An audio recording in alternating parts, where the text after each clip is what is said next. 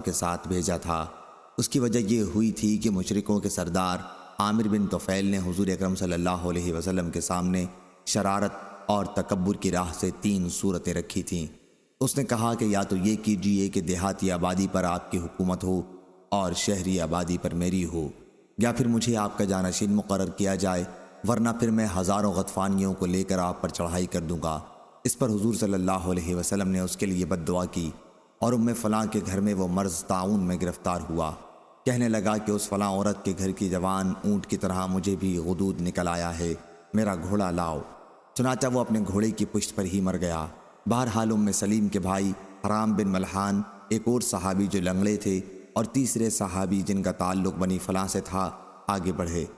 حرام نے اپنے دونوں ساتھیوں سے بنو عامر تک پہنچ کر پہلے ہی کہہ دیا کہ تم دونوں میرے قریب ہی کہیں رہنا، میں ان کے پاس پہلے جاتا ہوں، اگر انہوں نے مجھے امن دے دیا تو تم لوگ قریب ہی ہو، اور اگر مجھے انہوں نے قتل کر دیا تو آپ حضرات اپنے ساتھیوں کے پاس چلے جائیں۔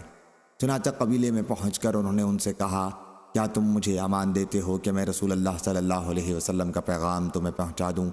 پھر وہ حضور صلی اللہ علیہ وسلم کا پیغام انہیں پہنچانے لگے تو قبیلے والوں نے ایک شخص کو اشارہ کیا اور اس نے پیچھے سے آ کر ان پر نیزے سے وار کیا۔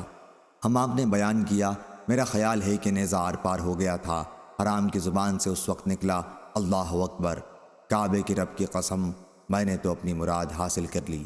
اس کے بعد ان میں سے ایک صحابی کو بھی مشرکین نے پکڑ لیا جو حرام کے ساتھ تھے، اور انہیں بھی شہید کر دیا۔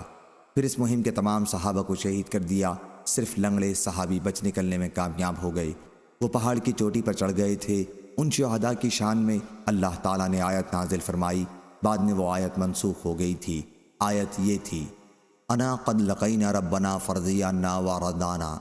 حضرت صلی اللہ علیہ وسلم نے ان قبائل رعال، ذکوان، بنو لہیان اور عصیہ کے لیے جنہوں نے اللہ اور اس کے رسول کی نافرمانی کی تھی، 30 دن تک صبح کی نماز میں بد دعا کی۔ صحیح بخاری حدیث نمبر 4091۔